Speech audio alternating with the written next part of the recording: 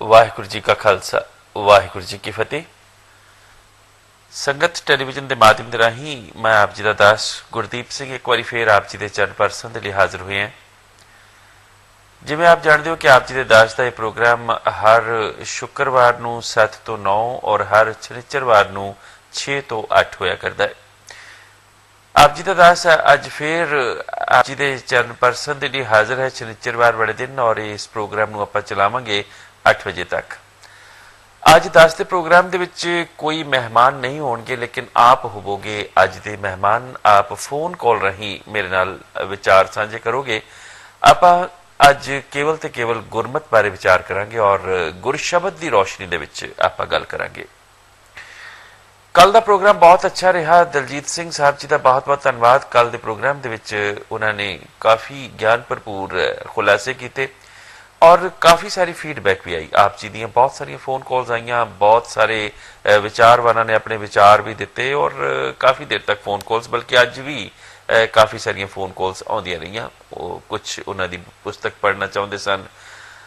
सत्कारयोग साडे वीर सुखनिंदर सिंह जी, डॉक्टर सुखनिंदर सिंह जी खालसा, उन्होंने बड़े कमाल के विचार कल दिते और उन्होंने कहा कि पहली गल तो यह है कि आप गुरमत का मुकाबला किसी नाल कर नहीं सकते। ये एक अपनी साडी मन की भावना है, मन की शरधा है।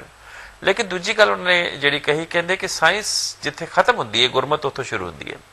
यानी कि वैज्ञानिक ही खोज सकणगे या आम मनुख दुनियावी मनुख की लभ सकेगा जो साडे सतगुर सानू लभ के दे गए, जो सतगुर सानू खोज करके दे गए। साइंस अपनी जगह ते टकरा मारती रह जाएगी, लेकिन गुरमत ज्ञान की जिहड़ी अवस्था है उस मनुख नू हासिल होवेगी जिहड़ा मनुख शरधावान होके अपने गुरु तो गुरबाणी राही गुर विचार समझ के गुरु शब्द पर विचार करेगा। भाई साहब भाई सत्कारयोग गुरदास जी ने अपनी पवित्र अमृतमयी बाणी दे विच ये गल कही है कि जैसे फल से बिरख, बिरख से होत फल, अद्भुत रीत कछु कहन न आवे जी। एक फल तो उस दे विच एक बीज निकलता है और उस बीज दे विचों एक बहुत बड़ा बिरख बन जाता है। बिरख उपर फिर फल लगते हैं और उन्होंने फलों के विचों अनेकों ही फिर बीज निकलते हैं। तो इस तरह एक सर्कल, एक साइकिल चलता है। सृष्टि अपना करतब जिहड़ा अपना काम है, अपना कारज है, वो इस तरह करती है। पर सत्कारयोग गुरदास जी अगे चल के कहते हैं, भाई साहब कहते जैसे बास बावन में बावन है बास बिखे, बिसम चरित्र को मर्म न पावे जी।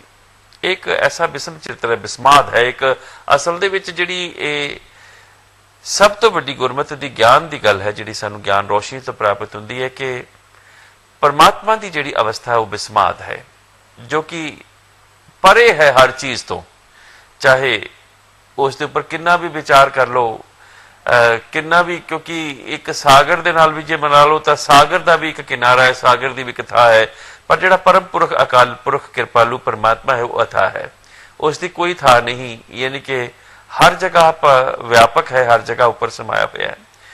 तो सतगुरु जी क्षमा करनी भाई साहब भाई गुरदास जी कहते हैं कि जैसे बास बावन में, हुण बांस जिहड़ा लकड़ है उसदे विच अग भी है लकड़ दे विच, लेकिन एक जतन दे नालों कड्डी जा सकती है। अगे चल के कहते कासट में अगन है, अगन में कासट है, अत अचरज है कंतक में कहावे जी, कौतक में कहावे जी। कासट लकड़ नूं कहा जाता। लकड़ दे विच जिहड़ी है वो एक अग है और बावन दे विच एक बास है, खुशबू है। और भाई साहब भाई सत्कारयोग गुरदास जी कहते हैं सतगुर में शब्द, शब्द में सतगुर, निर्गुण ज्ञान, ज्ञान समझावे जी। जिहड़ा शब्द है वो सतगुर दे विच है, सतगुर दे शब्द दे विच फिर सतगुर आप ही ने। लेकिन भाई साहब गुरदास जी जिहड़ा फैसला करते हैं आखिरी मुबारक पंक्ति दे विच, वो कमाल का फैसला है, निर्गुण ज्ञान ध्यान समझावे जी। हुण गल बड़ी स्पष्ट है, आप उस रोशनी दे विच शब्द गुरु नूं किद्दां आपां समझ सकते हैं। तो शब्द गुरु नूं समझण दे लई भाई साहब भाई गुरदास जी दी इन्हां पंक्तियां नूं आपां उदाहरण बनाया। सतगुर में शब्द, शब्द में सतगुर है, निर्गुण ज्ञान, ज्ञान समझावे जी। गुरमत की जिहड़ी गल है वो ज्ञान तो शुरू होती है। तो सब तो पहली स्पष्ट गल है कि ज्ञान की है, क्योंकि ज्ञान अपने आप दे विच एक गुण है और जिहड़ी भगती की भावना है ਉਹ ਮਨੁੱਖ ਦੇ ਅੰਦਰ ਪੈਦਾ ਹੀ ਗੁਣਾ ਤੋਂ ਹੁੰਦੀ ਹੈ। ਬਿਨ ਗੁਣ ਕੀਤੇ ਭਗਤ ਨਾ ਹੋਏ, ਬਗੈਰ ਗੁਣ ਕੀਤੇ ਮਨੁੱਖ ਭਗਤੀ ਨਹੀਂ ਕਰ ਸਕਦਾ। ਔਰ ਗੁਣਾ ਦੇ ਰਾਹੀਂ ਹੀ ਭਗਤੀ ਹੈ।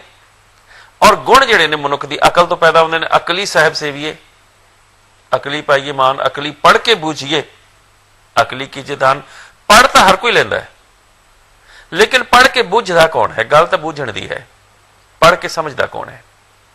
ਸ਼ਾਇਦ ਇਹੋ ਹੀ ਕਾਰਨ ਹੈ ਕਿ ਮਨੁੱਖ ਪੜ੍ਹ ਕੇ ਸਮਝਣਾ ਨਹੀਂ ਚਾਹ ਰਿਹਾ। ਇਸ ਕਰਕੇ ਉਹ ਸ਼ਰਧਾ ਤਾਂ ਰੱਖਦਾ ਗੁਰੂ ਗ੍ਰੰਥ ਸਾਹਿਬ ਦੇ ਵਿੱਚ, ਔਰ ਪੈਸੇ ਦੇ ਕੇ ਕਿਸੇ ਹੋਰ ਕੋਲ ਪੜਵਾ ਲੈਂਦਾ, ਰੋਲ ਲਵਾ ਲੈਂਦਾ, ਆਪਣੇ ਘਰ ਪਾਠ ਰਖਵਾਉਂਦਾ ਗੁਰੂ ਗ੍ਰੰਥ ਸਾਹਿਬ ਜੀ ਦਾ, ਕਿਸੇ ਹੋਰ ਕੋਲ ਪੜਵਾ ਲੈਂਦਾ, ਔਰ ਸਮਝਦਾ ਹੈ ਕਿ ਸ਼ਾਇਦ ਉਸ ਦੇ ਘਰ ਗੁਰੂ ਗ੍ਰੰਥ ਸਾਹਿਬ ਜੀ ਦਾ ਆਇਆ ਪ੍ਰਵਾਨ ਹੋ ਗਿਆ। ਔਰ ਸਤਿਗੁਰ ਕਹਿੰਦੇ ਡਿੱਠੇ ਮੁਕਤ ਨਾ ਹੋਵੇ, ਜਿਚਰ ਸ਼ਬਦ ਨਾ ਕਰੇ ਵਿਚਾਰ। ਜਿੰਨੀ ਦੇਰ ਤੱਕ ਸ਼ਬਦ ਦੇ ਉੱਤੇ ਤੂੰ ਵਿਚਾਰ ਨਹੀਂ ਕਰਦਾ, ਕਿਸ ਤਰ੍ਹਾਂ ਮੁਕਤੀ ਹੋ ਸਕਦੀ ਹੈ? ਡਿੱਠੇ ਮੁਕਤ ਨਾ ਹੋਵੇ। ਮਨੁੱਖ ਸਮਝਦਾ ਸ਼ਾਇਦ ਮੈਂ ਕੀਤਾ ਕਰਾਇਆ ਪਾਠ ਖਰੀਦ ਲਵਾਂਗਾ ਕਿਉਂਕਿ ਪੈਸੇ ਮੇਰੇ ਪਾਸ ਆਏ ਨੇ। ਮਨੁੱਖ ਸਮਝਦਾ ਹੈ ਕਿ ਸ਼ਾਇਦ ਉਹ ਜਿਹੜਾ ਪਾਠ ਕਰ ਰਹੇ ਨੇ, ਮੈਂ ਇੰਨੀ ਦੂਰ ਬੈਠਾ ਹੋਇਆ, ਉਹਨਾਂ ਨੂੰ ਮੈਂ ਪੈਸੇ ਦੇ ਆਇਆ, ਔਰ ਉਹਨਾਂ ਨੇ ਇੱਕ ਡੇਟ ਦੇ ਦਿੱਤੀ ਹੈ ਕਿ ਜੀ ਫਲਾਣੀ ਤਰੀਕ ਨੂੰ ਤੁਹਾਡੀ ਵਾਰੀ ਆਏਗੀ। ਉਹ ਵਾਰੀ ਸਾਲ ਬਾਅਦ ਆ ਰਹੀ ਹੈ, 2 ਸਾਲ ਬਾਅਦ ਆ ਰਹੀ ਹੈ, ਲੇਕਿਨ ਉਹਦੀ ਸ਼ਰਧਾ ਹੈ ਕਿ ਉੱਥੇ ਹੋਵੇਗਾ ਪਾਠ। ਪਾਠ ਉੱਥੇ ਹੋਵੇਗਾ ਜਾਂ ਇੱਥੇ ਹੋਵੇਗਾ, ਕਿਤੇ ਵੀ ਹੋਵੇਗਾ। ਗੱਲ ਸਿਰਫ ਸਪਸ਼ਟ ਰੂਪ ਦੇ ਵਿੱਚ ਉਦੋਂ ਸਮਝ ਲੱਗੇਗੀ ਜਿਸ ਤੋਂ ਆਪਾਂ ਉਸ ਕੀਤੇ ਹੋਏ ਪਾਠ ਨੂੰ ਖੁਦ ਕਰਾਂਗੇ, ਪੜਾਂਗੇ, ਔਰ ਕੇਵਲ ਪੜਾਂਗੇ ਨਹੀਂ, ਵਿਚਾਰਾਂਗੇ। ਇਸੇ ਕਰਕੇ ਸਤਿਗੁਰ ਨੇ ਗਿਆਨ ਦੀ ਰੋਸ਼ਨੀ ਦੇ ਵਿੱਚ ਵਿਚਾਰ ਨੂੰ ਪਹਿਲਾ ਮਨੁੱਖ ਦਾ ਕਦਮ ਦੱਸਿਆ, ਵਿਚਾਰ। ਔਰ ਵਿਚਾਰ ਮਨੁੱਖ ਨੇ ਕਰਨਾ ਕਿਹੜੇ ਹਾਲਾਤਾਂ ਦੇ ਵਿੱਚ ਹੈ, ਕਿਹੜੇ ਤਰੀਕੇ ਦੇ ਨਾਲ ਕਰਨਾ ਹੈ? ਗੁਰਬਾਣੀ ਦੇ ਭਾਵਾਂ ਨੂੰ ਆਪਾਂ ਅੰਤਰੀਵ ਭਾਵਨਾ ਦੇ ਨਾਲ ਜਾ ਕੇ ਸਮਝਣਾ ਹੈ। ਹੁਣ ਅੰਤਰੀਵ ਭਾਵਨਾ ਕੀ ਹੈ? ਕਿਸੇ ਵੀ ਚੀਜ਼ ਦੇ ਯਥਾਰਥ ਨੂੰ ਸਮਝਣਾ, ਯਥਾਰਥਕ ਭਾਵਨਾ ਨੂੰ ਸਮਝਣਾ। ਜਿਵੇਂ ਬਾਣੀ ਕਹਿੰਦੀ ਅੱਜ ਨ ਸੁੱਤੀ ਕੰਤ ਸਿਉ ਅੰਗ ਮੁੜੇ ਮੁੜ ਜਾਏ, ਜਾਏ ਪਛਿਓ ਡੋਹਾਗਣ ਤੁਮ ਕਿਤ ਰਹਿਣ ਵਿਆਏ। ਅੱਜ ਨ ਸੁੱਤੀ ਕੰਤ ਸਿਉ, ਆਖਰੀ ਅਰਥ ਕੁਝ ਹੋਰ ਹੀ ਨਿਕਲੇਗਾ, ਲੇਕਿਨ ਅੰਤਰੀਵਕ ਅਰਥ ਕੁਝ ਹੋਰ ਹੀ ਹੈ। ਅੱਜ ਨ ਸੁੱਤੀ ਕੰਤ ਸਿਉ ਅੰਗ ਮੁੜੇ ਮੁੜ ਜਾਏ, ਜਾਏ ਪਛਿਓ ਡੋਹਾਗਣ ਤੁਮ ਕਿਤ ਰਹਿਣ ਵਿਆਏ। ਬਾਬਾ ਕਬੀਰ ਜੀ ਨੇ ਕਿਹਾ ਹੈ, ਹਰ ਹੈ ਖਾਂਡ ਰੇਤੈ ਮੈਂ ਬਿਖਰੀ, ਹਾਥੀ ਚੁਣੀ ਨਾ ਜਾਏ। ਹੁਣ ਉੱਥੇ ਨਾ ਕਿਤੇ ਖੰਡ ਦੀ ਗੱਲ ਹੈ, ਨਾ ਕਿਤੇ ਰੇਤ ਦੀ ਗੱਲ ਹੈ, ਨਾ ਕਿਤੇ ਹਾਥੀ ਦੀ ਗੱਲ ਹੈ, ਲੇਕਿਨ ਸਾਰੇ ਸੰਦਰਭ ਪੇਸ਼ ਕੀਤੇ ਨੇ। ਖੰਡ ਦਾ ਮਤਲਬ ਆਪਾਂ ਸ਼ੂਗਰ ਨਹੀਂ ਕਰ ਸਕਦੇ, ਇੱਥੇ ਆਖਰੀ ਅਰਥ ਸ਼ੂਗਰ ਹੀ ਹੈ, ਤੇ ਫਿਰ ਖੰਡ ਹੈ ਕਿ ਪ੍ਰਭੂ ਦਾ ਨਾਮ ਜਿਹੜਾ ਕਿ ਮਿੱਠਾ ਹੈ। ਖੇਤ ਹੈ, ਰੇਤ ਹੈ ਮੈਂ ਬਿਖਰੀ। ਕਿਹੜੀ ਰੇਤ ਹੈ? ਸ੍ਰਿਸ਼ਟੀ ਬ੍ਰਹਿਮੰਡ, ਇਹਦੇ ਵਿੱਚ ਬਿਖਰੀ ਹੋਈ ਹੈ। ਆਮ ਜ਼ਿੰਦਗੀ ਦੇ ਵਿੱਚ, ਦੁਨਿਆਵੀ ਜ਼ਿੰਦਗੀ ਦੇ ਵਿੱਚ ਹਾਥੀ ਜਿਹੜਾ ਹੈ ਨਾ, ਉਹ ਆਪਣੀ ਸੁੰਡ ਦੇ ਨਾਲ ਰੇਤ ਦੇ ਵਿੱਚੋਂ ਖੰਡ ਚੁਣ ਕੇ ਨਹੀਂ ਖਾ ਸਕਦਾ। ਪਰ ਇੱਥੇ ਹਾਥੀ ਐਲੀਫੈਂਟ ਨਹੀਂ ਹੈ, ਇੱਥੇ ਹਾਥੀ ਹੈ ਹਉਮੈ ਦਾ ਮਾਰਿਆ ਹੋਇਆ ਉਹ, ਕਿਉਂਕਿ ਹਾਥੀ ਦਾ ਪ੍ਰਤੀਕ ਗੁਰਮਤਿ ਦੇ ਵਿੱਚ ਹਉਮੈ ਦੇ ਪ੍ਰਤੀਕ ਵਜੋਂ ਵਰਤਿਆ, ਔਰ ਕਈ ਵਾਰੀ ਵਰਤਿਆ। ਜਿਵੇਂ ਸਤਿਗੁਰੂ ਗੁਰੂ ਨਾਨਕ ਦੇਵ ਮਹਾਰਾਜ ਜੀ ਦੀ ਬਾਣੀ ਹੈ, ਪਾਤਸ਼ਾਹ ਕਹਿੰਦੇ 100 ਮਣ ਹਸਤੀ ਘਿਓ ਗੁੜ ਖਾਵੇ, 5 ਸੇ ਦਾਣਾ ਖਾਏ। ਹਾਥੀ ਜਿਹੜਾ 100 ਮਣ ਘਿਓ ਗੁੜ ਖਾ ਜਾਂਦਾ ਹੈ, ਏਡਾ ਵੱਡਾ ਉਹਦਾ ਜਿਸਮ ਹੈ, 5 ਸੇ ਦਾਣਾ ਖਾਏ, ਕਿੰਨੇ ਸੇਰ ਦਾਣੇ ਖਾ ਜਾਂਦਾ। ਫਿਰ ਕਰਦਾ ਕੀ ਹੈ? ਪ੍ਰਭੂ ਦਾ ਨਾਮ ਨਹੀਂ ਸਿਮਰਦਾ। ਡੰਕੇ ਫੂਕੇ ਖੇ ਉੜਵੇ ਸਾਹੇ ਗਿਆ ਪਛਤਾਏ। ਡੱਕਿਆਂ ਨੂੰ ਫੂਕਦਾ, ਖੇ ਉਡਾਉਂਦਾ, ਸੁੱਡ ਦੇ ਨਾਲ ਉੱਚੀ ਉੱਚੀ ਆਵਾਜ਼ਾਂ ਕੱਢਦਾ, ਸਾਹੇ ਗਿਆ ਪਛਤਾਏ। ਅੰਧੀ ਫੂਕੀ ਮੋਈ ਦੀਵਾਨੀ, ਖਸਮ ਮਿੱਟੀ ਫਿਰ ਪਾਨੀ। ਤੇ ਸਤਿਗੁਰ ਨੇ ਹਾਥੀ ਦੇ ਮੁਕਾਬਲੇ ਉੱਪਰ ਇੱਕ ਟਿੱਡਾ ਰੱਖਿਆ, ਅੱਕ ਦੇ ਉੱਤੇ ਬੈਠਾ ਹੋਇਆ ਇੱਕ ਟਿੱਡਾ। ਅੱਕ ਸਿਓ ਪ੍ਰੀਤ ਕਰੇ ਅੱਕ ਟਿੱਡਾ, ਅੱਕ ਡਾਲੀ ਬੈਖਾਏ, ਖਸਮੇ ਭਾਵੇ ਉਹਾ ਚੰਗਾ ਜੋ ਕਰੇ ਖੁਦਾਏ ਖੁਦਾਏ। ਜਾਂ ਫਿਰ ਹਾਥੀ ਦੇ ਮੁਕਾਬਲੇ ਤੇ ਸਤਿਗੁਰਾਂ ਨੇ ਚਿੜੀ ਰੱਖੀ ਹੈ, ਅੱਧ ਗੁਲਾ ਚਿੜੀ ਕਾ ਚੁਗਣ ਗਹਿਣ ਚੜੇ ਬਿਲਰਾਏ, ਖਸਮੇ ਭਾਵੇ ਉਹਾ ਚੰਗੀ ਜੋ ਕਰੇ ਖੁਦਾਏ ਖੁਦਾਏ। ਹੁਣ ਗੱਲ ਸਪਸ਼ਟ ਹੈ ਕਿ ਇੱਥੇ ਹਾਥੀ ਨਹੀਂ, ਐਲੀਫੈਂਟ ਨਹੀਂ, ਹਉਮੈ ਦਾ ਮਾਰਿਆ ਹੋਇਆ ਇੱਕ ਮਨੁੱਖ ਹੈ, ਜਿਹੜਾ ਕਿ ਇੰਨਾ ਕੁਝ ਖਾਣ ਤੋਂ ਬਾਅਦ ਕੇਵਲ ਅਭਿਮਾਨ ਕਰ ਰਿਹਾ, ਕੇਵਲ ਗਰਵ ਕਰ ਰਿਹਾ, ਕੇਵਲ ਫਖਰ ਕਰ ਰਿਹਾ, ਕੇਵਲ ਹਉਮੈ ਦੇ ਵਿੱਚ ਹੈ। ਤਾਂ ਬਾਬਾ ਕਬੀਰ ਕਹਿੰਦੇ ਨੇ, ਫਿਰ ਮੇਰੇ ਗੁਰੂ ਨੇ ਇੱਕ ਮੈਨੂੰ ਦੇਹ ਵਜਾ ਦਿੱਤੀ ਕਿ ਚੀਟੀ ਹੋਏ ਕਿ ਕੀੜੀ, ਯਾਨੀ ਕਿ ਛੋਟੀ ਜਿਹੀ ਕੀੜੀ ਹੋ ਕੇ ਹੀ ਉਹ ਚੁਣੀ ਜਾ ਸਕਦੀ ਹੈ, ਜਿਹੜੀ ਖੇਤ ਦੇ ਵਿੱਚ, ਖਿਮਾ ਕਰਨੀ, ਜਿਹੜੀ ਰੇਤ ਦੇ ਵਿੱਚ ਵਿਖਰੀ ਹੋਈ ਖੰਡ ਹੈ। ਜਿੰਨੀ ਦੇਰ ਤੱਕ ਮੈਂ ਕੀੜੀ ਨਹੀਂ ਹੁੰਦਾ, ਭਾਵ ਹਾਥੀ ਤੋਂ ਆਪਣੇ ਆਪ ਨੂੰ ਕੀੜੀ ਬਣਾਉਣ ਦੀ ਉਹ ਪ੍ਰਕਿਰਿਆ, ਭਾਵ ਏਡੇ ਵੱਡੀ ਹਉਮੈ ਤੋਂ ਆਪਣੇ ਆਪ ਨੂੰ ਇੰਨਾ ਛੋਟਾ ਤੱਕ ਲੈ ਆਉਣਾ। ਤੋ ਅੰਤਰੀਵ ਭਾਵਨਾ ਦੇ ਵਿੱਚ ਜਾਣ ਦੀ ਜਿਹੜੀ ਗੱਲ ਹੈ ਉਹ ਅਖਰੀ ਅਰਥਾਂ ਦੀ, ਜਿਵੇਂ ਬਾਬਾ ਨਾਮਦੇਵ ਜੀ ਕਹਿੰਦੇ ਆ, जैसे पर पुरख का रतनारी, लोभी नर धन का हितकारी, कामी पुरख कामनी प्यारी, ऐसे नामे प्रीत मुरारी। हुण इहदे विच किहड़े किहड़े संदर्भ जोड़े? जैसे पर पुरखा रतनारी, लोभी नर धन का हितकारी, जिवें पराए पुरख नूं पराई इस्त्री चंगी लगदी है। लोभी नर धन का हितकारी, जिवें लोभी नर धन दा हितकारी है, उहनूं धन चंगा लगदा है। जैसे पर पुरखा रतनारी, लोभी नर धन का हितकारी, कामी पुरख कामनी प्यारी, कामनी स्त्री कामी पुरख नूं प्यारी लगदी। ऐसे नामे प्रीत मुरारी, गुरु ग्रंथ साहब जी की पवित्र बाणी है। नामदेव जी की इस तरह मुरारी दे नाल प्रीत है। जिहड़े संदर्भ वरते ने वो संदर्भ बिल्कुल ही उलट ने, लेकिन उन्हां संदर्भां दे विच एक भावना है। मेरे पासों मेरे विद्यार्थी एक सवाल पूछते हैं कि जिहड़ी सतगुरु जी ने लालच की गल कही थी, ये लालच हो गुण तो उचरों, मेरे अंदर भी एक लालच होवे, जबकि लालच का त्याग करने की गल गुरमत सानू समझाती है कि मेरे अंदर भी एक लालच होवे।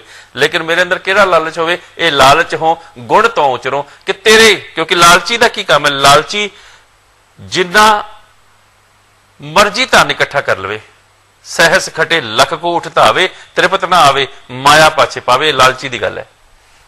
जिन्ना मर्जी सहस खटे लख को उठतावे, त्रिपत ना आवे, माया पाछे पावे, कट्ठा करी जावे, लेकिन उसकी लालसा नहीं मरदी, होर कमावा होर कमावा। सतगुर कहते जे मेरे मन च लालसा भी होवे तो तेरे नाम दे कमाण दी लालसा, ये लालच हो गुण तो उचरो। जे लालच भी होवे तो ऐसा लालच होवे कि तेरे ही गुण उचरा, इन्ने तेरे गुण उचरा कि जिवें लोभी दा ढिड नहीं भरदा ना, जिवें लोभी दा घर नहीं भरदा, जिवें लोभी दी नीयत नहीं भरदी धन दे नाल, इस तरह ही मेरी तेरे नाम दे नाल नीयत ना भरे। क्या कमाल सतगुर ने कॉन्ट्रास्ट जिहड़ा जोड़िया। तो अंतरीव भावना दे विच जाना, गुरमत नूं समझना है, और उही गुरु ज्ञान की रोशनी दे विच गुरु ग्रंथ साहब जी नूं समझण दी क्रिया है। क्योंकि गुरबाणी की सिद्धांतक सूझ के मुताबिक देह गुरु नहीं है। इसे करके गुरु साहिबां ने देह गुरु की परंपरा नूं समाप्त कर दिता, देह गुरु की परंपरा नूं समाप्त कर दिता। लेकिन देह गुरु की परंपरा नूं समाप्त करन तो बाद सतगुरां ने हुक्म की कीता? सब सिखन को हुक्म है, गुरु मान्यो ग्रंथ, गुरु ग्रंथ जी मान्यो, सारिया सिखां नूं हुक्म दे दिता कि गुरु ग्रंथ साहब जी तुहाडे गुरु ने। लेकिन गुरु ग्रंथ साहब जी गुरु क्यों ने? एक कागज का टुकड़ा है, उही कागज का टुकड़ा एक करंसी बन जाता है जदों उस सरकार की उहदे मोहर लग जाती है, और उसे नूं मनुख फिर संभाल के रखता है, वो नोट बन जाता है, नोट की शक्ल धारण कर लेंदा। एक कागज है, कागज के उत्ते उकरिया होया पवित्र शब्द उस कागज नूं भी पवित्र बना दिंदा है, और मनुख उस पवित्र भावना दे नाल उस ग्रंथ का सत्कार इस करके करता है क्योंकि उस दे विच उसका शब्द गुरु पिया होया, और उस गुरु शब्द नूं जिस विधि दे नाल गायन करता है वह भी उहदे लई गुरु ही हो जाती है। बाणी गुरु, गुरु है बाणी, विच बाणी अमृत सारे, गुरबाणी कहे सेवक जन माने, परतख गुरु निस्तारे। तो सतगुरां ने यह सूझ मनुख नूं बख्शी के इस गल नूं सोच के चलनी कि देही गुरु नहीं है, और खिमा करनी सतगुरां ने उन्हां प्राणियां दे प्रति जिहड़े देहधारी गुरु अपने आप को स्थापित करते हैं और जेड़े उन्होंने देहधारी गुरु मन लेंदे ने, दोनों के लिए एक गल कही है, कुल्ला देंदे बावले लेंदे वड्डे निर्लज। जेड़े गुरु मन रहे ने वो तो बावले ने, तो जेड़े गुरु बना के बैठे ने वो वड्डे निर्लज ने, क्योंकि उन्होंने भी पता है कि उन्होंने अंदर गुरु वाली कोई गल है नहीं। कुल्ला देंदे बावले लेंदे वड्डे निर्लज, ये महाराज जी सतगुरु गुरु नानक देव महाराज जी की पवित्र बाणी, जिस दे विच उन्होंने दोनों, एक तो निर्लज ने एक बावले ने। निर्लज गुरु बन बैठा और बावले उसनूं गुरु बन रहे हैं। और दोनों ही अवस्थावां दे विच, क्योंकि बावलापन मनुख नूं परमात्मा तक नहीं अपना सकता। जिवें मैं पहला आप जी के चरणों के बेनती कर ही हटिया कि बिन गुण कीते भगत ना होए। गुण बावले मनुख कोल नहीं हो सकते।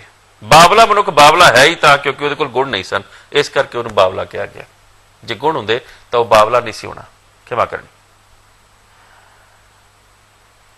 यह देही नाशवान है, नाशवान तत्तां दे नाल ही बनी हुई है। जिहड़े पंज तत्त ने ना वह भी नाशवान ने। नाशवान तत्तां दे नाल बनी हुई है यह देही, और प्रकृति दे, परमात्मा दे, अकाल पुरख दे, कुदरत दे अटल सिद्धांत दे मुताबक यह देही इन्नी देर तक ही इस संसार विच रह सकती है जिन्नी देर तक इस देही या रहिंदी है, जिन्नी देर तक वो अकाल पुरख वालों बख्शी हुई अपनी स्वासां दी पूंजी पूरी नहीं कर लेंदी। और इस स्वासां दी पूंजी अकाल पुरख ने मनुख नूं उस दिन बख्श दी जिस दिन उसने संसार दे विच जन्म लिया। जित दिहाड़े धनवरी साहे लए लिखाए, मलक जकरनी सुनींदा मुंह दिखा ले आए। हर गल दी सतगुर ने नाल मिसाल पेश कर दी कि जित दिहाड़े धनवरी साहे लए लिखाए। जिस दिन जन्म होया साहे लए लिखाए, उस दिन स्वास लिखे गए। जित दिहाड़े धनवरी साहे लए लिखाए, मलक जकरनी सुनींदा मुंह दिखा ले आए। मौत का फरिश्ता जिसने एक दिन आना ही होना है। गुरबाणी सिद्धांत के मुताबिक देही गुरु नहीं है। और गुरु फिर कौन है? गुरु वो है जिहड़ा मरे ना, ना वो मरे ना होवे सोग, देंदा रहे न चुके भोग। गुरु जिहड़ा मरे ना। प्रभ अविनाशी है। और सतगुर की पवित्र बाणी है, पातशाह कहते प्रभ अविनाशी हो तिसकी दासी मरे ना आवे।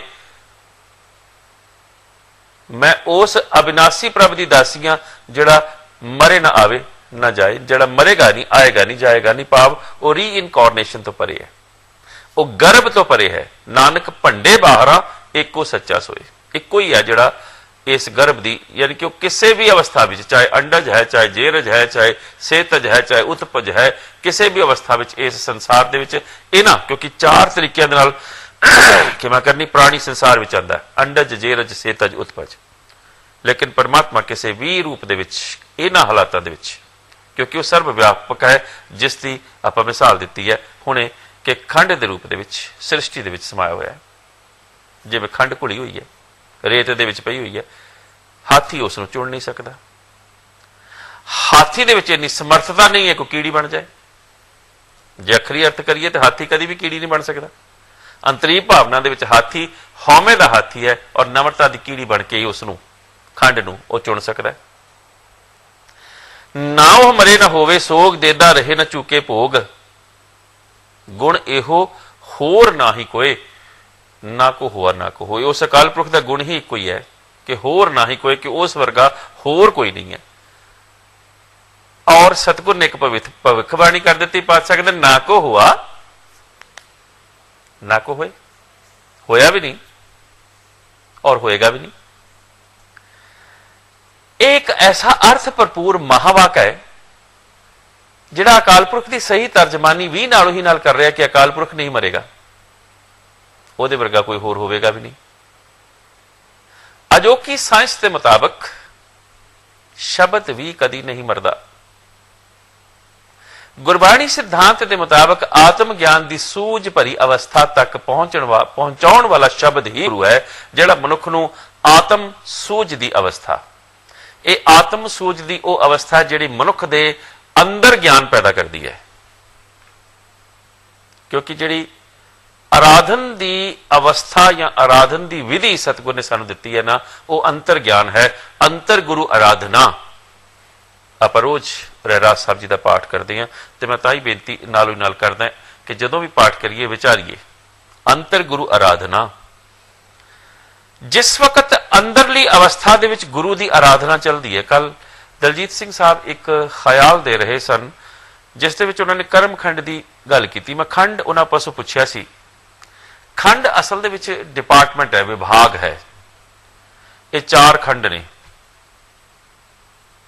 धर्मखंड, ज्ञानखंड, सरमखंड और कर्मखंड। और इन्हां चारां तो बाद है सचखंड। ये चार खंड जिहड़े ने साइमल्टेनियसली नालों नाल चलते हैं, एक दूसरे दे नाल अंतर संबंधित ने। अगर इन्हां चारां दे विचों एक भी खंड नहीं पाया जा सकता तो तीसरे बाकी खंड नहीं मिलणगे। एक अवस्था है। तो सतगुर ने गल कित्थों कीती है? ज्ञान खंड तो। गल आप ज्ञान की कर रहे हैं। ज्ञान खंड में ज्ञान प्रचंड। और जिस वक्त सतगुर जी ज्ञान की गल नाल ही समझाते हैं, नाल ही धर्म की गल दा मेल कर देंगे ने, सुमेल कर देंगे ने। धर्म खंड का आखो कर्म, ज्ञान खंड का आखो धर्म। ज्ञान खंड में ज्ञान प्रचंड, तिथे नाद विनोद कोड आनंद। धर्म खंड का जिहड़ा ज्ञान दे विच प्रचंड अवस्था दे विच होना। हुण इह प्रचंड अवस्था की अवस्था है?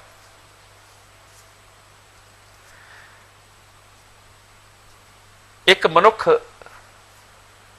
सिगरेट पीण वाला है, सिगरेट की डब्बी वो खरीददा है, उस सिगरेट की डब्बी उपर एडा वड्डा वड्डा लिखिया है स्मोकिंग किल्स। ये उहदे उत्ते लिखिया हुआ है। और लिखिया किन्ने है? जिहड़ा मैन्युफैक्चरर है। कदी मैन्युफैक्चरर भी अपनी प्रोडक्ट के उत्ते ऐसा लिख सकता है? उन्होंने लिखना पिया, क्योंकि सरकार कहती है कि असीं तैनूं वेचण तो रोकते नहीं, क्योंकि कानून के मुताबिक यह साडा कानून नहीं है, तू वेच सकदा पर तेनू लिखना पवेगा। ऐसियां फैसला दुनियावी सरकारां करदियां ने, क्योंकि दुनियावी सरकारां नूं अपना टैक्स चाहिए है, उन्हां दा अपना मुआवजा है, उन्हां दा अपना स्वार्थ है। लेकिन जिसने उस डब्बी नूं खरीदिया है उसने पढ़िया है, और पढ़न तो बाद उसनूं ज्ञान हो गया कि यह मेरे शरीर के लिए नुकसानदायक है। ज्ञान हो गया। लेकिन ज्ञान होने तो बाद भी वह खरीद रहा है, तो फिर उसनूं आपां की कहांगे कि ज्ञान ही नहीं है, कि इसनूं ज्ञान नहीं होया। खरीद रहा, सेवन भी कर रहे हैं। आप देखते हो दुनिया के विच चाइना हर जगह उपर आपनूं इस सिगरेट के सेवन करने वाले मिल जाएंगे, जिहड़े खरीद रहे हैं, खरीदन तो बाद इसका सेवन कर रहे हैं। तो ज्ञान तो हो गया, पढ़े लिखे ने, वो अनपढ़ नहीं ने जिहड़े पढ़ के खरीद रहे हैं। स्मोकिंग किल्स एडा बड़ा बड़ा लिखा है, छोटा भी नहीं लिखा हुआ। इसका मतलब की? इसका मतलब है कि ज्ञान तो हो गया, लेकिन ज्ञान प्रचंड अवस्था में नहीं होया। ज्ञान खंड में ज्ञान प्रचंड। सतगुर कहते हैं उत्थे ज्ञान जिथे होवे उथे एक प्रचंड अवस्था भी होवे, और प्रचंड अवस्था का भी अपना एक ज्ञान है। और वह ज्ञान ये ज्ञान है कि जे तू ये सेवन कर लिया तो तेरा ये नाश तो करेगी करेगी, तेरे धर्म का भी नाश होएगा, तेरे अंदरों मनुखता का भी नाश होएगा, और परमात्मा तक अपनाने के लिए तेरे कर्मां का भी नाश होएगा। क्योंकि परमात्मा तक मनुख नूं अपनाउणगे उहदे कर्म। इसे करके सतगुर ने जो साइमल्टेनियसली इन्हां खंडां नूं जोड़िया तो नाल ही पातशाह ने कहता धर्म खंड का इहो धर्म, ज्ञान खंड का आखो कर्म। तीन खंड दो लाइनां दे विच आ गए। धर्म खंड का इहो धर्म, ज्ञान खंड का आखो कर्म। धर्म खंड भी आ गया, ज्ञान खंड भी आ गया, कर्म खंड भी आ गया, ते रह किहड़ा गया? सरम खंड। ते सरम खंड किहड़ा है? सरम खंड की बाणी रूप, तिथे घाट कड़िए बहुत अनूप। सरम एक लेबर है, मेहनत। यह संस्कृत का शब्द है शरम, शरम तो बनया यह शब्द। सरम मेहनता ना। जिंदगी दे विच मनुख नूं कुछ भी मेहनत किए बगैर हासिल नहीं हुंदा। दुनियावी तौर पर हासिल हो भी सकता है। एक राजा और उहदे घर पैदा होया पुत्र, उसनूं कोई दुनियावी तौर पर हो सकता लेबर ना करनी पई होवे, पर पढ़ाई लिखाई तो करनी पई। हो सकता है कि दुनियावी मेहनत ना करनी पई, पर यह जिहड़ा असूल धर्म दा है यह आत्मक है। इस करके आत्मक अवस्था नूं हर किसी नूं मेहनत करनी पवेगी आत्मक अवस्था दे विच। और वह मेहनत है शर्म। जिवें एक्सरसाइज करने वाला व्यक्ति सवेरे उठता है, शरीर की एक्सरसाइज करने वाला व्यक्ति सवेरे उठता है, या वो शामी भी एक्सरसाइज कर सकता है या वो दिन वेले भी कर सकता है। लेकिन वो एक्सरसाइज कर क्यों रहा है, वो मेहनत क्यों कर रहा है, लेबर क्यों कर रहा है, वो श्रम क्यों कर रहा है? क्योंकि उसने अपने शरीर को एक शेप देनी है, एक बॉडी को शेप देनी है। सतगुर कहते हैं जी बॉडी को शेप देने की तेरे पास सूझ है तो आत्मा को सूझ शेप देने की सूझ तेरे पास क्यों नहीं? क्योंकि जी सरमखंड की बाणी रूप है ना, ये आत्मक शेप है। रूप का होर मतलब की आप कटांगे। सरमखंड की बाणी रूप, तिथे घाड़त घड़ीए बहुत अनूप, घाड़त घड़ी जाएगी अनूप, खूबसूरत घाड़त, खूबसूरत शेप। जिदा एक्सरसाइज दे नाल शरीर को शेप मिली है, इस तरह आत्मक एक्सरसाइज दे नाल, आत्मक वर्जिश दे नाल आत्मा को एक शेप मिली है। शरीर इत्थे लै जाना। इत्थे मैं ये नहीं कह रहा कि आप शरीरक वर्जिश नहीं करनी, लेकिन सतगुर समझाने का ढंग अपना अपना रहे ने कि शरीरक वर्जिश के नाल एक शेप मिली है, आत्मक वर्जिश के नाल भी एक शेप मिलेगी। और वो शेप कित्थे पहचानी जाएगी? दुनियावी तौर पर जिस मनुख ने वर्जिश करके दुनियावी शेप बनाई है अपने शरीर की, उसनूं देखण तो बाद हर कोई कहता है कि शरीर बहुत खूबसूरत है। तिथे घाड़त घड़ीए बहुत अनूप, एक आत्मक शेप भी है, बहुत अनूप है, बहुत खूबसूरत है। सतगुर कहते हैं ऐसी शेप फिर दरगाह प्रवान है, ताकि गला कथियां ना जाए। ऐसी शेप दरगाह प्रवान है। तो असल दे विच जिहड़ी गल कर्मां दी सी, कर्म सिद्धांत नूं अपणन तक मनुख, क्योंकि कर्म दो किस्म दे ने, एक शुभ कर्म है, एक दुष्कर्म है। तो कर्म सिद्धांत दे विच, कर्म फलसफे दे विच, दोनों ही हालातों के शुभ कर्म करने वाले नूं भी पता है कि मैं शुभ कर्म कर रहा, दुष्कर्म करने वाले नूं भी पता है कि मैं दुष्कर्म कर रहा।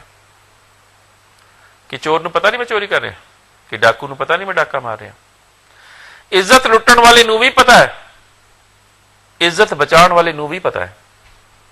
इज्जत बचाने वाला केड़ा कर्म कर रहा है और इज्जत लुटण वाला केड़ा कर्म कर रहा है, दोनों नूं पता है। एक शुभ कर्म कर रहा है, एक दुष्कर्म कर रहा है, और दोनों का लेखा किस जगह देते होना?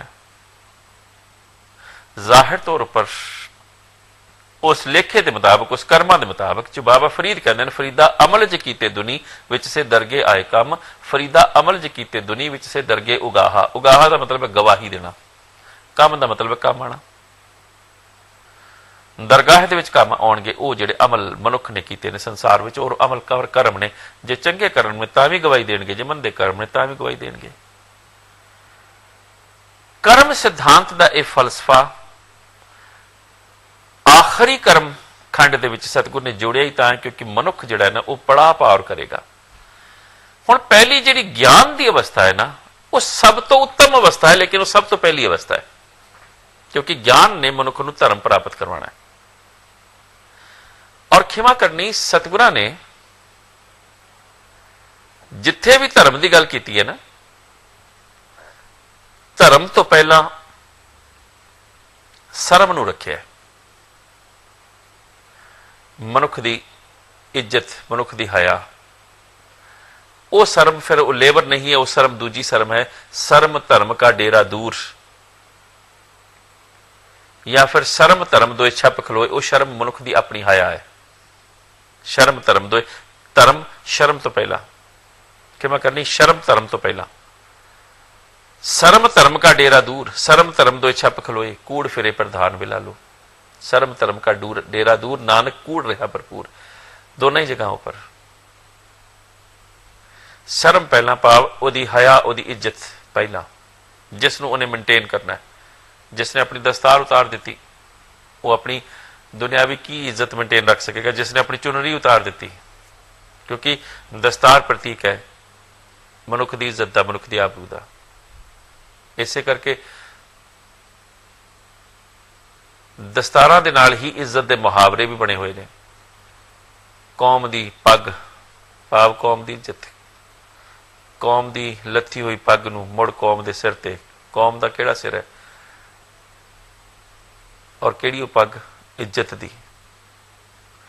इस अवस्था दे विच मनुख जदों ज्ञान प्राप्त करता है ਤਾਂ ਸਭ ਤੋਂ ਪਹਿਲੀ ਗੱਲ ਜਿਹੜੀ ਤੁਰਦੀ ਹੈ ਉਹ ਅੰਤਰ ਅਵਸਥਾ ਦੀ ਹੁੰਦੀ ਹੈ, ਜਿੱਥੇ ਮਨੁੱਖ ਨੂੰ ਅੰਤਰ ਭਾਵਨਾ ਦੇ ਵਿੱਚ ਜਾ ਕੇ ਗੱਲ ਸਮਝ ਲੱਗਦੀ ਹੈ ਕਿ ਆਰਾਧਨ ਦੀ ਕਿਰਿਆ ਅੰਦਰੋਂ ਚੱਲੇਗੀ। ਅੰਤਰ ਗੁਰੂ ਆਰਾਧਨਾ। ਮਨੁੱਖ ਨੇ ਜਿਹੜਾ ਸਿਮਰਨ ਕਰਨਾ ਹੈ ਨਾ, ਉਹ ਜਿਹਵਾ ਦੇ ਨਾਲ ਕਰਨਾ ਹੈ, ਕਿਉਂਕਿ ਜਿਹਵਾ ਜਿਹੜੀ ਹੈ, ਜ਼ੁਬਾਨ ਜਿਹੜੀ ਹੈ, ਉਹ ਬੋਲਦੀ ਹੈ। ਤੁਸੀਂ ਬੋਲਦੇ ਹੋ, ਮੈਂ ਸੁਣਦਾ, ਮੈਂ ਬੋਲਦਾ, ਤੁਸੀਂ ਸੁਣਦੇ ਹੋ। लेकिन जुबान ने बोलना की है? जुबान निंदा भी बोलती है, जुबान गाला भी कढ़ती है, जुबान रब का नाम भी लेंदी है। लेकिन जुबान किस भावना दे नाल केड़ा शब्द उचार रही है, यह भावना अंदरों पैदा होएगी। एक मनुख जुबान तो बोले हुए शब्दों को बाद दे विच यह कह के वापस लेना चाहता है, जी भुल हो गई, मैं अपने शब्द वापस लेना, मैनू ये नहीं सी कहना चाहिए। सतगुर कहते ने ऐसा मनुख फिर अगला कर्म की करता है, फिर वो कहेगा माफ करना जी, मेरे मुंह तो निकल गया, जुबान तो निकल गया। सतगुर कहते हैं अगर ऐसा मनुख भी कोई है, अगर ऐसा भी कोई कह रहा है, तो वह भी गुनाहगार, वो भी झूठ बोल रहे। हुण वो तो कह रहे कि माफ करना जी, जुबान तो निकल गया। पातशाह कहते हैं ऐसा मनुख भी फरेबी है। सतगुरां दी बाणी है। पातशाह कहते जो जी होए सो गवे, मुंह का कहा वाओ। जिहड़ी जी दे विच गल सी, वो घी बाहर आई, मुंह का क्या वाओ, मुंह का की कसूर है? जुबान ने वो बोलिया जो अंदर सी। अंतर गुरु आराधना। जे अंदर आराधना होएगी तो जुबान निंदा नहीं बोलेगी, जुबान कूड़ नहीं बोलेगी। और वो एक ऐसा सिमरन है जिहड़ा अठी पैरी चलेगा, श्वासी श्वास। अंतर गुरु आराधना, जेहबा जप गुर नाओ। अंदर भावना की अवस्था दे विच ही जिहड़े अखां ने वो देखणगियां, क्योंकि ऐसा तो कभी नहीं हो सकता कि मनुख संसार दे विच विचरे और किते उसने डांस सीन ना देखा हो। माफी चाहांगा, गल नूं समझाउण लई गल कर रही, या शराब दीयां बोतलां ना दुकान ते पईयां देखियां होण, या उन्हें सिगरेट दीयां डब्बियां ना देखियां होण, या होर कोई बेविचार भैड़ी चीज संसार दे विच ना देखी हो। ऐसा तो कभी नहीं हो सकता। यह संसार है, ये विचरना है, ये ही लंघना है। बल्कि कई जगह तो ऐसिया ने कि एक पासे गुरुद्वारा है, वो बिल्कुल सामने पब भी है, जिन्होंने शराब खाना कहने हैं। यह फैसला तो मनुख ने मन ने करना है ना, कि मैं शराब खाने च जाना है या मैं गुरुद्वारे जाना है, मैं धर्म वाले स्थान पर जाना है। और यही फैसला करने की जिहड़ी सूझ है वो ज्ञान है। जिहड़ा शराब खाने में जा रहा है वह भी एक ज्ञान ही है, लेकिन वह ज्ञान केड़ा ज्ञान है? वह दुनियावी ज्ञान है, क्योंकि दो दृष्टियां ने मनुख दे कोल, एक चम दृष्टि है, एक दिव्य दृष्टि है। चम दृष्टि के नाल मनुख ज्ञान प्राप्त करता है, और वह ज्ञान मनुख नूं प्राप्ति करवांदा है दुनियावी। उस चम दृष्टि के नाल मनुख जहाज बना सकता है, उस चम दृष्टि के नाल मनुख इट्टां ला के अपना घर बना सकता है, लेकिन चम दृष्टि नाल मनुख निज घर बना सकता है, थिर घर नहीं बना सकता। थिर घर बैसो हरजन प्यारे, थिर घर केवल हरजन ही बनाएगा। चम दृष्टि के नाल मनुख दुनियावी फैसले ले सकता है, लेकिन दिव्य दृष्टि नाल लिया गया फैसला मनुख की चम दृष्टि नूं भी सवार देगा। दिव्य दृष्टि के नाल मनुख शुभ कर्म करेगा और उसकी चम दृष्टि भी संवर जाएगी। चम दृष्टि नाल कीता हुआ फैसला उसकी दिव्य दृष्टि नूं भी खराब कर देगा। लेकिन दुनियावी तौर पर मनुख चम दृष्टि के अधीन होकर ही चलता है। दुनियावी विद्या केवल चम दृष्टि है। चम दृष्टि नालों PhD भी कर सकता है, MA भी कर सकता है, BA भी, जिन्नी मर्जी डॉक्टर बन सकता है, बड़ी अच्छी गल है, बड़ियां चंगियां चंगियां डिग्रियां ले सकता है। लेकिन चम दृष्टि नाल बनया हुआ डॉक्टर अपनी डिग्री का इस्तेमाल पैसा कमाने लिए करेगा। दिव्य दृष्टि इस्तेमाल जो करेगा तो उसे ही चम दृष्टि नाल प्राप्त की हुई डिग्री दे राही वो सेवा भी करेगा। जे दिव्य दृष्टि है तो वह दिव्य दृष्टि ही उसनूं धर्म दे विच प्रवेश करवाउण दे लई, दाखिल करवाउण दे लई सहाय होएगी। इस करके अंदर जिहड़ी अवस्था है ना, अंतर गुरु आराधना, जेहबा जप गुर नाओ। अगर अंदर गुरु दे आराधन की अवस्था पैदा हो गई तो सतगुर कहते नेत्री सतगुर भेखना। मैं बेनती की सी कि अखां दे नाल कोई मनुख ऐसा नहीं होएगा जिन्हें कदी राह जांदियां होया कोई भैड़ा मंदा कर्म हुंदा, कुकर्म हुंदा ना देखा होवे। ऐसा कदी नहीं हो सकता। लेकिन देख के भी वो उसके प्रभाव नूं, उसके असर नूं कबूल नहीं करेगा। एक देखेगा और उसके असर नूं कबूल कर लेगा। जिहड़ी बुराई की शुरुआत है ना, वो हमेशा बुरी संगत तो होंदी है। हुण किसी दे अगे सिगरट की डब्बी रखी ना जाए तो कित्थों पी लेगा। वक्त दीयां सरकारां अगर शराब बंद कर देन बनाणियां तो मनुख कित्थों पी लेगा। फिर वो घर कढेगा, यतन करेगा। लेकिन किहड़ा मनुख यतन करेगा जिसनूं लत है। लत कित्थों पई है कि पहला किते ना किते तो उसनूं मिली है, ताई लत पई है, ताई आदत बनी है ना। जे शुरू तो ही ना मिली होवे तो आदत कित्थों बन जाएगी। इसे करके सतगुर ने जिहड़ी सिख दे लई धर्म की गल कीती है ना, वो शुरू तो ही कीती है। जन्म तो ही ब्रह्म नूं पहचानना, और इसे करके जन्म तो ब्रह्म नूं पहचानण दे लई सतगुर ने उस अवस्था तो, जिहड़ी अवस्था तो मनुख अपनी सूझ शक्ति, क्योंकि बच्चा है उसके अंदर समझ शक्ति नहीं है, लेकिन वो बच्चा अगर जवान होने तो बाद भी अपने कोल धर्म का ज्ञान पैदा नहीं कर सकिया तो ठीक उस तरह ही उसकी जिहड़ी समझ है वो एक बच्चे वर्गी ही रहेगी। लेकिन ये चम दृष्टि है। जिस तरह एक बच्चा है उसनूं आकार का खिडौना लैके दिता है, उन्हें रो रो के खिडौना लिया, जिद कर करके खिडौना लिया, और खिडौना सी उसनूं लैके दिता। खिडौना उसने लिया, उस दे नाल खेडिया, लेकिन जिस वक्त तो चम तौर के उत्ते, जिसमानी तौर के उत्ते जवान हो गया, उही कार का खिडौना जे उन्होंने लैके दिता तो उन्हें चुक के परा मारिया। मैं इहदा की करा। कल तक जिहड़ा जिद करके उसने खिडौना लिया सी, अज उस खिडौने की उहदी अखां च कोई वैल्यू नहीं, क्योंकि अज जवान हो गया, परोड़ हो चुका। उन्होंने समझ लग गई कि यह खिडौना मन तो पहुंचा सकता है, यह कार मेरा मन तो पहुंचा सकती है, पर यह कार मैनूं मंजिल तक नहीं पहुंचा सकती, क्योंकि खिडौना। अज वो जिद करता कि मैनूं हुण वड्डी कार चाहिए जिस विच मैं बैठ सकां।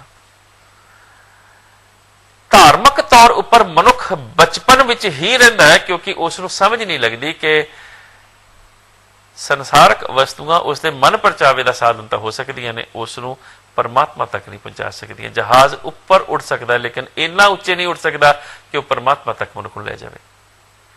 चम दृष्टि दे नाल मनुख अकाल पुरख तक नहीं पहुंच सकता। अकाल पुरख तक दृढ़ दृष्टि ही मनुख नूं पहुंचावेगी। और शब्द गुरु ज्ञान सानू दिव्य दृष्टि दिंदा, जिथे अंतर गुरु आराधना, जेहबा जप गुर नाओ, नेत्री सतगुर पेखना, सबनी सुनना गुर नाओ, सतगुर सेती रतियां दरगे पाइए ठाओ। जिथे मनुख नूं समझ किस गल दी लगदी है, जिथे मनुख नूं सूझ किस गल दी लगदी है कि अखां ने जे देखना तो की देखना, कन्नां ने जे सुनना तो की सुनना है, मूंह ने जे बोलना है तो की बोलना है, जाच आ जाती है। और जाहिर तौर पर यह जाच, क्योंकि सतगुर ने जुगत तो बिना किसी भी चीज की प्राप्ति ना होने की गल गुरमत विच कही है। हर चीज जुगत दे नाल ही प्राप्त होंदी है। जोगी जुगत ना जाने अंध। जे जोगी को जुगत नहीं है तो नहीं जान सकेगा। जती सदावे जुगत ना जाने छड़ बहे घर बार। जती दे कोल जुगत नहीं, इस करके घर बार छड़ गया। घर बार छड्डण की लोड़ ही नहीं सीगी। एक जुगत होनी चाहिए है। तो जुगत की गल सतगुर ने इस करके समझाई ताकि मनुख दे कोल एक ऐसी दृढ़ दृष्टि पैदा हो जाए जिस दे नाल वो अंतर आराधन की उस अवस्था दे विच पुज जाए जिथे मनुख दे अंदर ऐसा ज्ञान पैदा हो जाए जिहड़ा ज्ञान केवल ते केवल उसनूं शब्द दे सकता है। और वो शब्द गुरु ज्ञान के रूप दे विच सानू गुरु ग्रंथ साहब जी तो ही मिलता है। अगली गल आपां करांगे एक ब्रेक तो बाद, छोटी जी ब्रेक। और उस ब्रेक तो बाद मैं आप जी के चरणों के 7 बजे तक हाजिर रहांगा विचार लैके, और उस तो बाद विचार चलते रहेंगे। लेकिन आप जी दी फोन कॉल्स आप लवांगे। आप जी दी फोन कॉल्स के भी शामिल होंगे विचार। अगर इस बारे कोई भी गलबात आप करनी चाहोगे, आप जी का मैं सत्कार करांगा। आप साडी फोन लाइन जिहड़ी कि साडी स्क्रीन के उत्ते आ रही है या आनी शुरू हो जाएगी, उस दे उत्ते आप फोन करके स्टूडियो दे विच फोन कर सकोगे। 012176000000।